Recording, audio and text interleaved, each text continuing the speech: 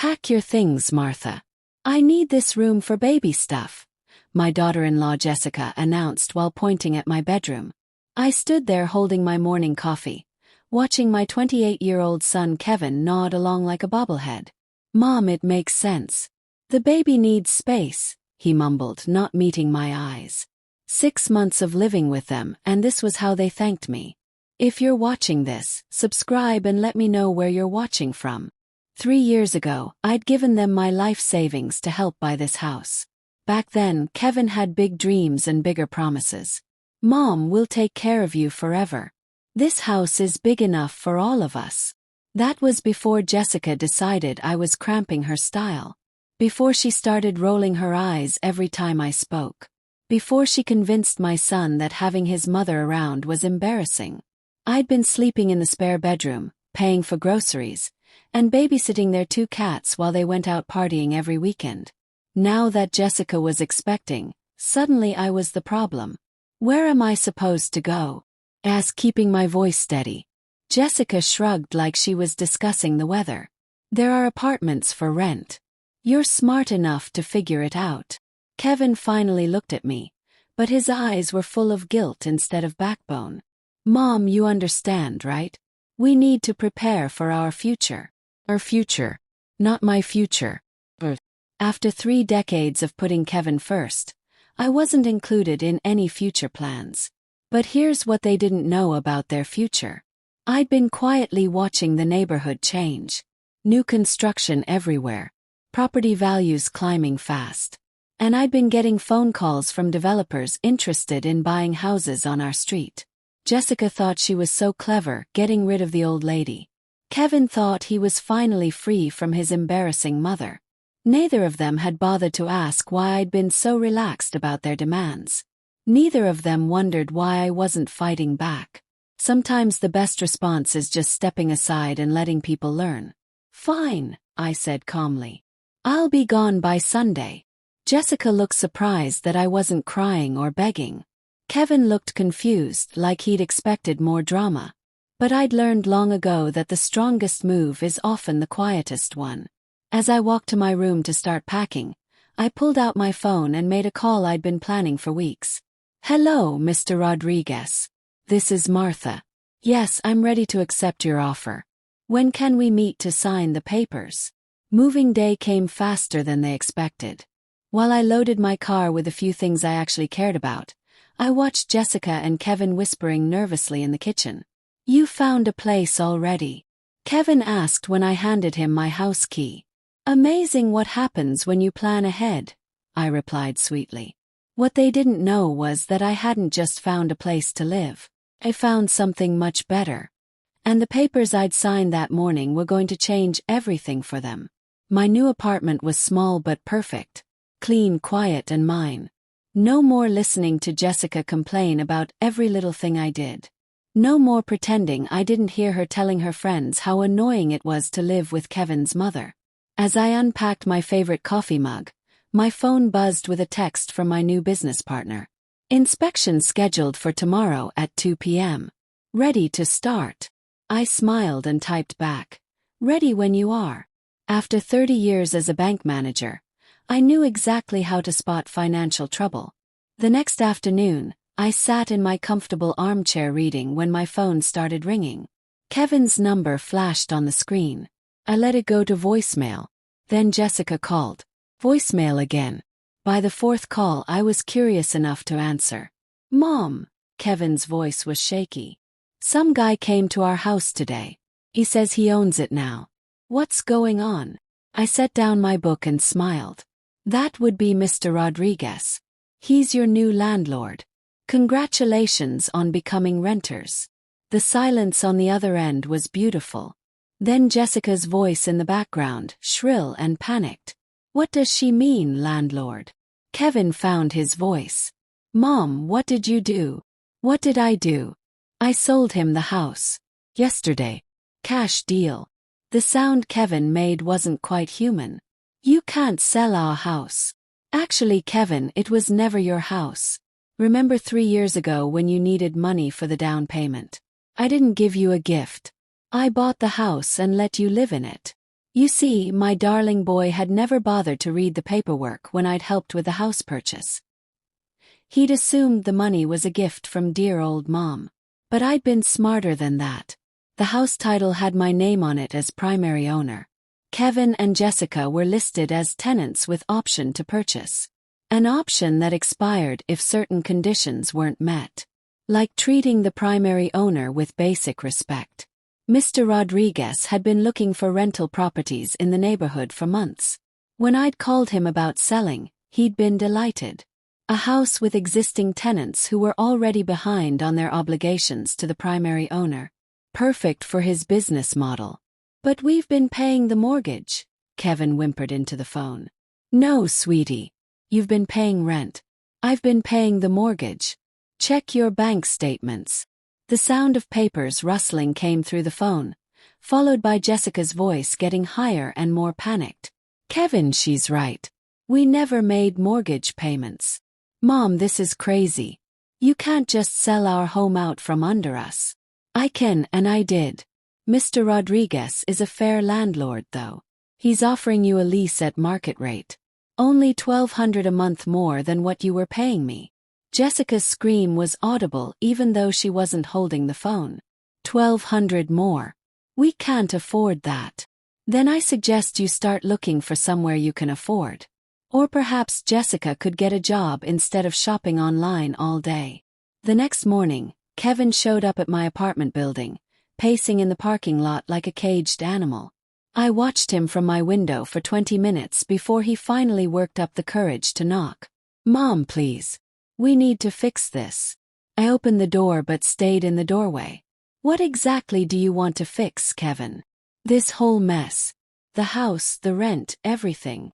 The mess started when you decided I was disposable. Everything else is just the cleanup. Kevin's eyes were red like he'd been crying. But maybe he was finally understanding what he'd thrown away. Jessica's really stressed about the baby. The doctor says stress isn't good for her. Jessica should have thought about stress before she decided to bite the hand that was feeding her. Mom, that's harsh. Harsh is calling your mother useless and throwing her out like garbage. What I'm doing is called natural consequences. Kevin slumped against my doorframe like a deflated balloon. What do you want from us? He asked, sounding like a lost little boy. I looked at my son. This man I'd raised alone after his father ran off. I want you to grow up, Kevin.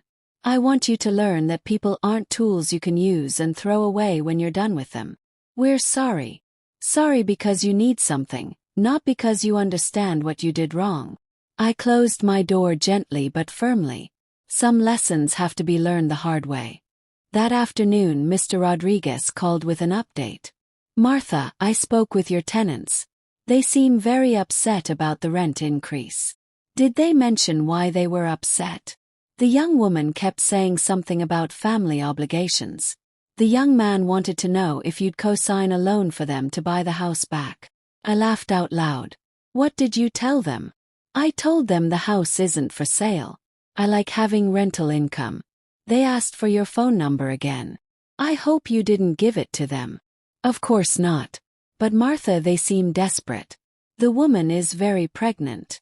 Yes, she is. And hopefully, she's learning that being pregnant doesn't give you permission to treat people badly. That evening, I made myself a nice dinner and settled in to watch my favorite cooking show. Halfway through, someone started pounding on my door. Through the peephole, I saw Jessica, tears streaming down her face, her belly huge under a wrinkled dress. I cracked the door open but kept the chain locked. What do you want, Jessica? Please. I'm begging you. We can't afford the new rent. That sounds like a personal problem. Martha, I'm 8 months pregnant. We have nowhere to go. You should have thought about that before you decided I was useless. I was wrong. I admit it. But you can't punish an innocent baby because you're mad at me. I studied her tear-stained face. I'm not punishing anyone. I'm just not solving your problems anymore. We'll do anything. Kevin will apologize properly. We'll apologize. We'll make it right. With what? You can't even afford your current rent, let alone the market rate Mr. Rodriguez is charging. Jessica's face crumpled. So that's it. You're going to destroy us because your feelings got hurt. My feelings didn't get hurt, Jessica. You showed me exactly what you think of me. I'm just responding accordingly. We're family. Family doesn't throw each other away when they become inconvenient. I closed the door and went back to my cooking show. But Jessica didn't leave. She sat in the hallway outside my apartment for 2 hours, crying and occasionally knocking. Finally, my neighbor Mrs. Peterson knocked on my door. Martha, dear, there's a pregnant woman sobbing in the hallway. Is everything all right? Everything's fine, Mrs. Peterson. She's learning an important lesson about consequences. When I checked the peephole an hour later, Jessica was gone. She'd left a crumpled note under my door. The note was barely readable through the tear stains. Martha, I know I was terrible to you. I was scared about being a mom and I took it out on you. Kevin loves you so much. Please don't take his home away because I was mean. I folded the note and put it in my junk drawer. Too little, too late. Actions speak louder than apologies, and their actions had been crystal clear. My phone rang. Kevin again. This time I answered. What now? Mom, Jessica's at the hospital. High blood pressure. I'm sorry to hear that. The stress from all this is making her sick. The doctor says she needs to stay calm. Then she should stop calling me and focus on her health. Mom, please. I'm begging you. Just tell Mr. Rodriguez you changed your mind. Tell him not to raise the rent. I can't do that, Kevin. I signed a contract. We'll pay you back for the house. Every penny. With what money? You're about to have a baby and Jessica doesn't work. The line went quiet. We'll figure it out, Kevin said weakly. Kevin, you're 30 years old. It's time you learn to figure things out without running to mommy. But you're my mom. You're supposed to help me. I helped you for 30 years. I gave you everything I had. And the first time it became slightly inconvenient for your wife, you threw me away. It wasn't like that. It was exactly like that. I hung up and turned off my phone. Enough was enough. The next day, Mr. Rodriguez called with interesting news.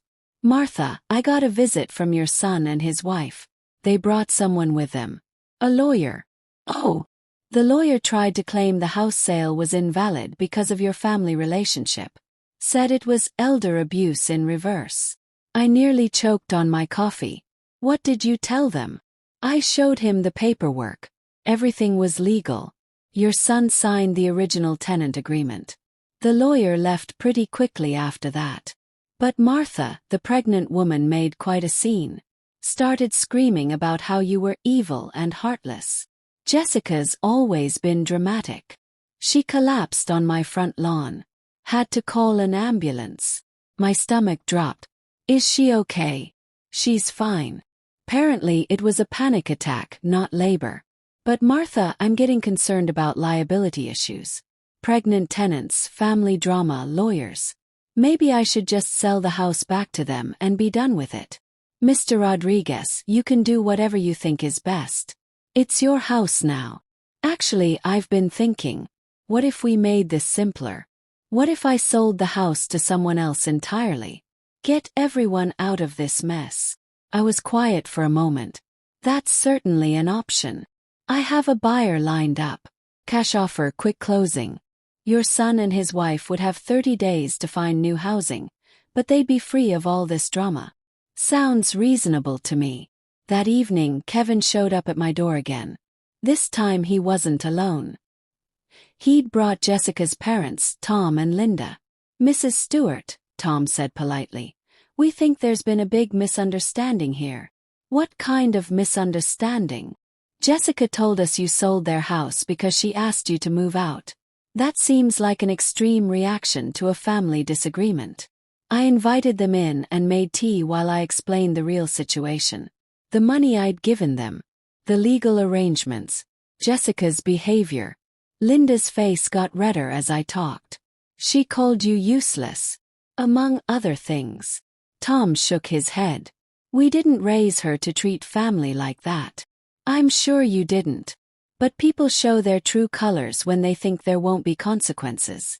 What can we do to fix this? Linda asked. You can talk to your daughter about treating people with respect. But as for the house situation, that's between them and Mr. Rodriguez now.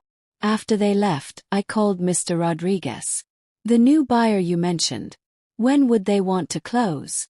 As soon as possible. They're paying cash, so we could close next week. And my son and daughter-in-law? 30 days to vacate. Standard lease termination. I hung up feeling lighter than I had in months.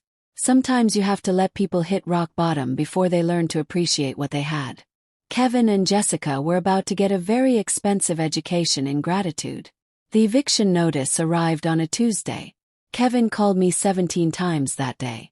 I answered on the 18th call. Mom, they're kicking us out. The house got sold to some company. We have 4 weeks to move. That's unfortunate. Unfortunate. Mom, Jessica's due in 6 weeks. She can't be moving with a newborn. She should have considered that before she decided to make enemies instead of allies. What does that even mean? It means actions have consequences, sweetheart. I don't understand why you're being so cruel. Cruel. Kevin, I spent 3 years watching your wife treat me like hired help. I paid for your house, paid for your groceries, and cleaned up after you both while Jessica complained that I breathed too loudly. She was just stressed about getting pregnant. Being stressed doesn't give someone permission to be abusive. And that's what it was, Kevin. Abuse. The line went quiet. Finally, Kevin spoke, his voice barely a whisper. We messed up. Yes, you did. Can you fix it? Please. I closed my eyes, feeling older than my 61 years. Some things can't be fixed, honey.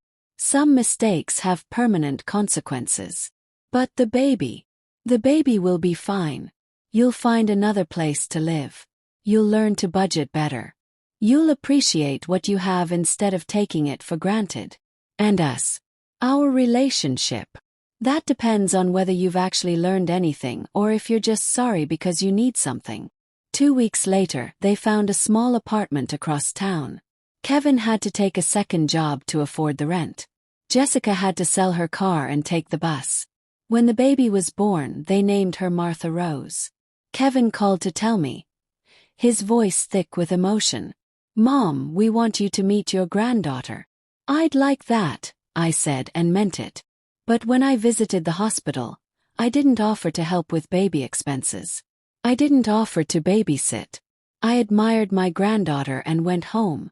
Kevin walked me to my car. Mom, I know we can't undo what we did. But is there any chance we can rebuild? I looked at my son, this man who'd broken my heart and was finally understanding the weight of his choices. Maybe. But it would be different this time. No more taking advantage of Mom's kindness. No more assuming I'll fix every problem you create. We understand. Do you? Because understanding means never treating anyone the way Jessica treated me. 6 months later, we had dinner together for the first time since baby Martha was born. Jessica apologized again, properly this time, looking me in the eye and taking responsibility for her behavior. Kevin had grown up considerably, working 2 jobs and learning to manage money without Mommy's safety net. We found a house we can afford, Jessica said quietly. We're saving for our own down payment this time. That's wonderful, I said and meant it. Growing up isn't easy, but it's necessary. Mom, Kevin said as we finished dessert, I need to ask you something. What's that? The business you started with Mr. Rodriguez. Property management, right? Real estate consulting. I help people understand their options when developers come calling. Were you planning that the whole time? I considered the question carefully. Kevin, I was planning to protect you from your own poor decisions. When you made it clear you didn't want my protection, I protected myself instead. So you knew the house would get sold either way. I knew the neighborhood was changing. I knew developers were circling. I knew you and Jessica were making financial mistakes that would catch up to you eventually. And you were going to shield us from all that? I was. Right up until you decided I was useless. Jessica started crying again, but this time it was the quiet kind that comes with real understanding. We threw away the one person who was looking out for us. Yes, you did. Today, a year later, we have a relationship based on mutual respect instead of one-sided giving. Kevin learned to solve his own problems. Jessica learned that kindness isn't weakness and cruelty has costs. I learned that being a mother doesn't mean being a doormat. We see each other twice a month, and every visit feels earned instead of expected. Little Martha is walking now, and her first clear word was "Gamma." When she toddles over with her arms up, I pick her up knowing I'm valued, not used. The old house. Mr. Rodriguez renovated it beautifully and rents it to a nice young couple who appreciate having a clean, updated home. Kevin and Jessica drive by sometimes, and Kevin told me it looks better than it ever did when they lived there. "Do you ever regret selling it?" he asked last week. "Do you ever regret throwing me away?" Answered. He was quiet for a long moment. "Every day." "Then we're even." Sometimes the best gift you can give someone is the chance to learn from their mistakes. Sometimes love means letting people face the consequences of their choices. And sometimes the strongest thing you can do is stop being everyone's solution and start being your own priority. Little Martha will grow up knowing her grandmother as someone who stands up for herself, not someone who gets walked on. That's a better legacy than being remembered as the woman who never said no. My phone still rings sometimes.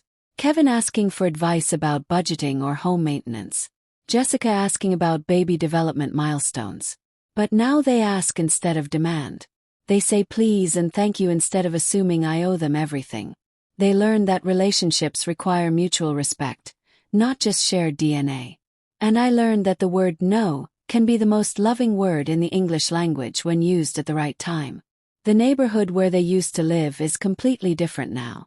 Property values tripled just like Mr. Rodriguez predicted. Their old neighbors either sold for huge profits or saw their property taxes skyrocket beyond what they could afford. Kevin and Jessica would have lost the house either way, but now they understand why. They also understand that having someone in your corner isn't something you take for granted. It's something you earn and keep earning every day. Mr. Rodriguez offered to sell me back a share of the property portfolio we've built together, but I declined. These days, I'm more interested in building new things than hanging on to old ones. My consulting business is thriving. I help families navigate property transactions, and I always make sure they understand exactly what they're signing. Knowledge is power, and I make sure my clients are never vulnerable the way I once was. Kevin's second job turned into a promotion at his first job. Learning to work harder made him more valuable to his employer. Jessica started selling handmade baby clothes online and discovered she actually enjoyed earning her own money. Their marriage got stronger when they stopped having Martha's financial safety net to fall back on. Turns out, easy money had been making them lazy in more ways than one. They had to learn to depend on each other instead of depending on me. Last month, little Martha took her first steps. Not toward Kevin or Jessica, but toward me. I was sitting on their couch, and she pulled herself up and wobbled across the room with the biggest smile on her face. "Gamma!" she squealed when she reached me.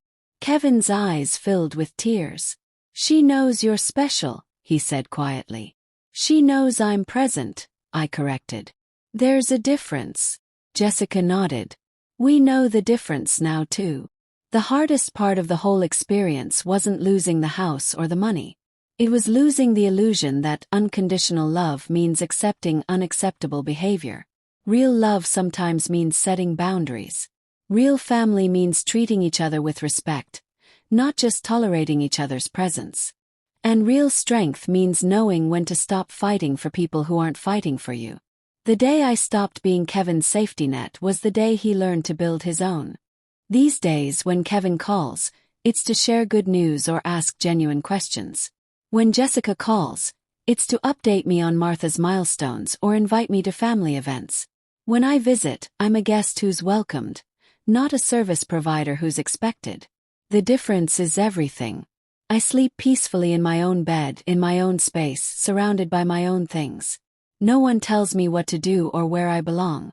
At 62, I finally learned that respect isn't something you ask for. Something you require.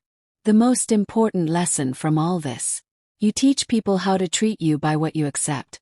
For years, I accepted being taken for granted because I thought that's what good mothers do. I accepted being disrespected because I thought keeping peace was more important than keeping dignity. I was wrong. The moment I stopped accepting unacceptable behavior was the moment everything changed. Not just for me but for Kevin and Jessica too. Sometimes the most loving thing you can do is let people experience the full weight of their choices. Would I do it differently if I could go back? I don't think so. Kevin needed to learn that his mother was a person, not a resource. Jessica needed to learn that being pregnant doesn't excuse being cruel. And I needed to learn that my worth isn't measured by what I'm willing to endure for other people. The house was just the vehicle for those lessons. The real change happened in our hearts and minds. Money comes and goes, but self-respect is forever. Little Martha is crawling everywhere now, getting into everything, exploring her world with fearless curiosity. When I watch her, I see the woman I hope she'll become. Someone who knows her own worth. Someone who doesn't shrink herself to make others comfortable. Someone who gives love freely but never at the expense of her own dignity. She'll grow up watching her parents treat her grandmother with respect because they learned what happens when you don't. Last weekend, Kevin asked if I regretted helping them buy the house in the first place. Do you regret learning to stand on your own 2 feet? Asked back. He thought about it seriously. No. It was scary, but I'm proud of what we've built without help. Then I don't regret it either. Sometimes the best gift you can give someone is the opportunity to discover their own strength. Jessica overheard us talking. Even if it means watching them struggle. Especially then. The truth is, watching Kevin and Jessica struggle was one of the hardest things I've ever done. Every motherly instinct screamed at me to swoop in and fix everything. But I'd been swooping in and fixing things for 30 years, and look where it got me. Sometimes love means staying strong when others are falling apart. Sometimes love means letting people experience the natural consequences of their choices. Sometimes love means saying no when every part of you wants to say yes. These days I wake up when I want, eat what I want, and spend my time how I choose. My apartment is quiet and peaceful. My bank account is mine alone. My time is my own. I have friends my age who understand that respect is earned, not owed. I have hobbies I never had time for when I was busy managing everyone else's life. I have dignity I'd forgotten I deserved. Kevin and Jessica have the marriage they chose, the struggles they earned, and the independence they needed. The most surprising thing about all this. I'm happier now than I was before. Not because I'm vindictive or cruel, but because I'm finally living authentically. I'm not pretending toxic behavior is acceptable. I'm not sacrificing my peace for someone else's comfort. I'm not setting myself on fire to keep other people warm. I'm just being honest about what I will and won't accept in my life. And honestly, feels amazing. Would I recommend this approach to other grandmothers in similar situations? Only if you're prepared for the relationship to change forever. Only if you're ready to rebuild from scratch based on mutual respect instead of family obligation. Only if you understand that some people will choose to cut you off rather than treat you better. But if you're tired of being taken for granted, if you're done being everyone's solution but nobody's priority, then yes. Sometimes you have to burn it all down to build something better. Kevin brought Martha over yesterday to spend the afternoon. While she napped in my arms, he said something that surprised me. "Mom, I'm proud of you." For what? For teaching me that love doesn't mean being a pushover. For showing me that respect matters more than peace. For raising a granddaughter who'll never doubt her own worth because she's watching a grandmother who knows hers. I looked down at sleeping Martha, her tiny hand wrapped around my finger, and felt my heart fill up with a different kind of love. This love was cleaner, healthier, based on choice instead of obligation. Jessica came to pick up Martha an hour later. "Thank you for watching her," she said, meaning it.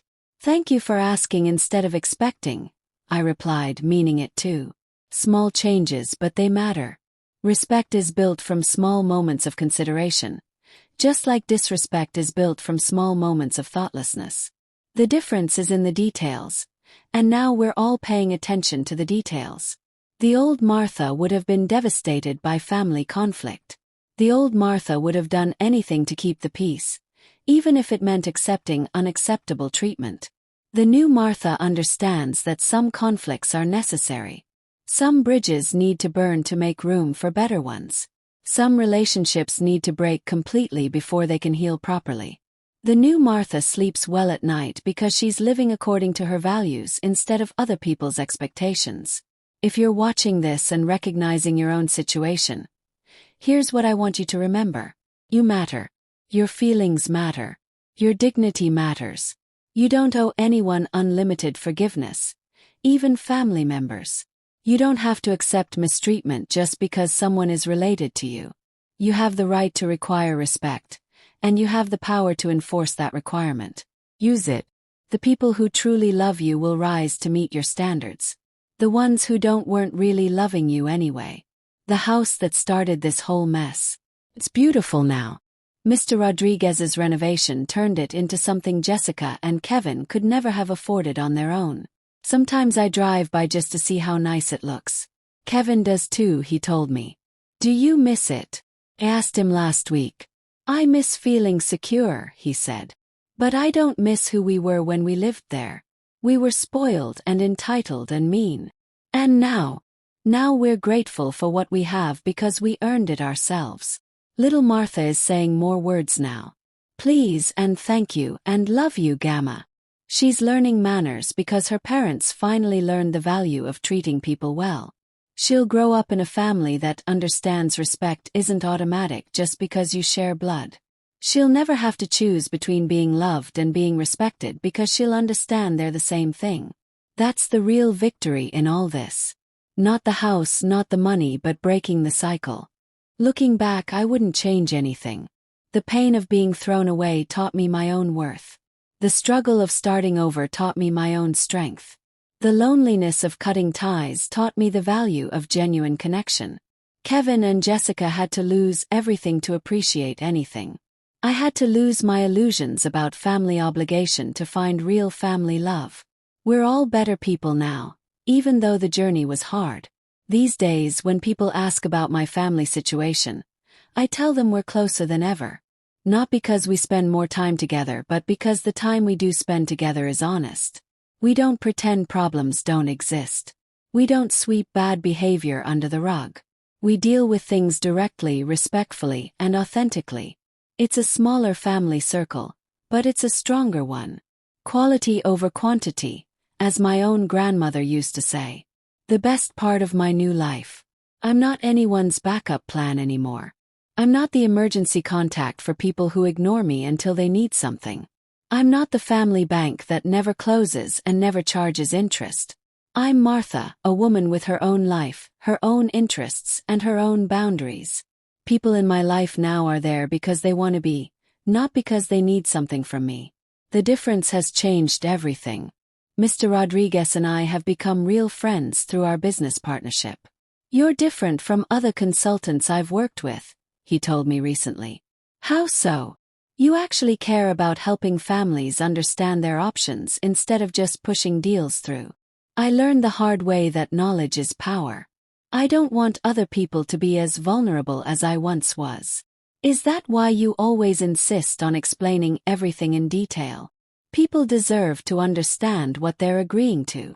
Our consulting business specializes in helping families navigate property transitions with dignity. We don't pressure anyone to sell, but we make sure they understand all their options before developers start knocking.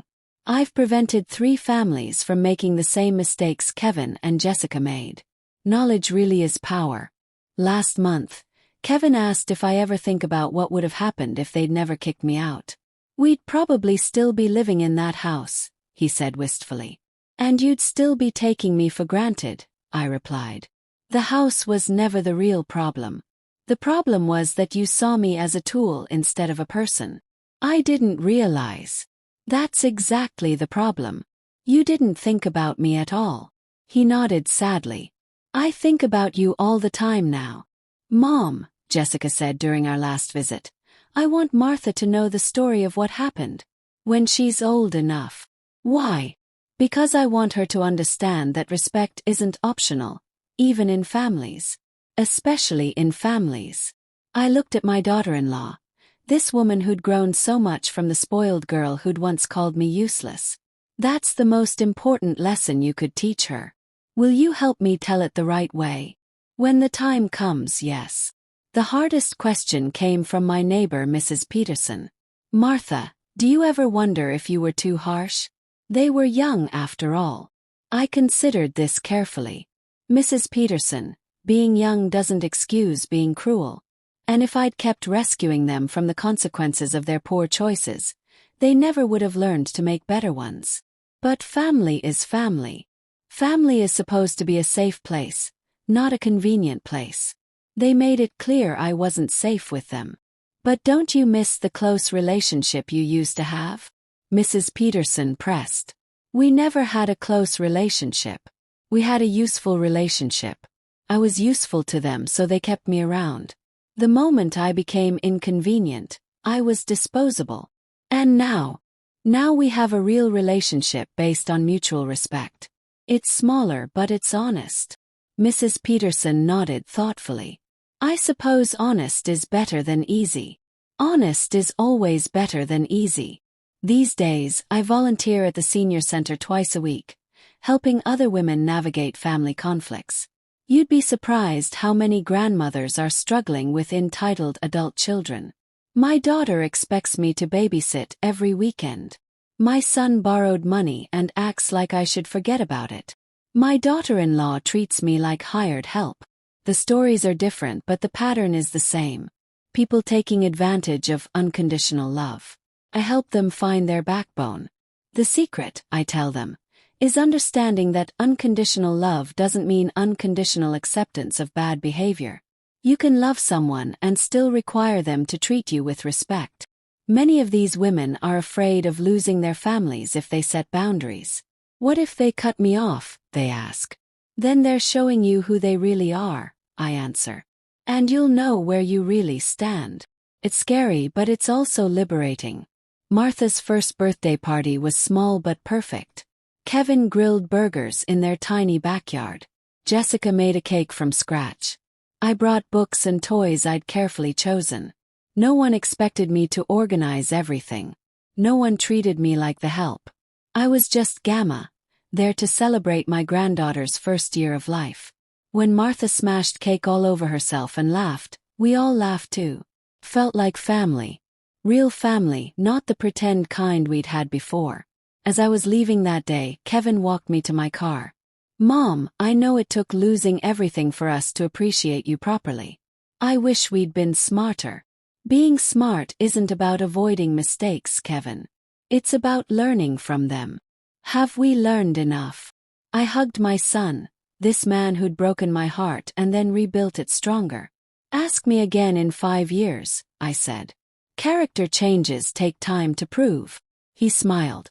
Fair enough.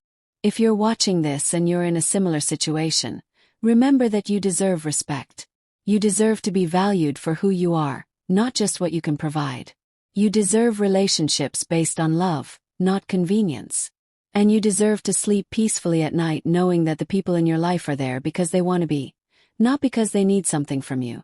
Sometimes the most loving thing you can do is teach people how to treat you properly. Thanks for listening to my story. Don't forget to subscribe to Grandma Stories and share your own experiences in the comments. Remember, your voice matters, your dignity matters, and you matter. Sometimes the best revenge is simply refusing to be anyone's victim ever again. Take care of yourselves, and I'll see you in the next video.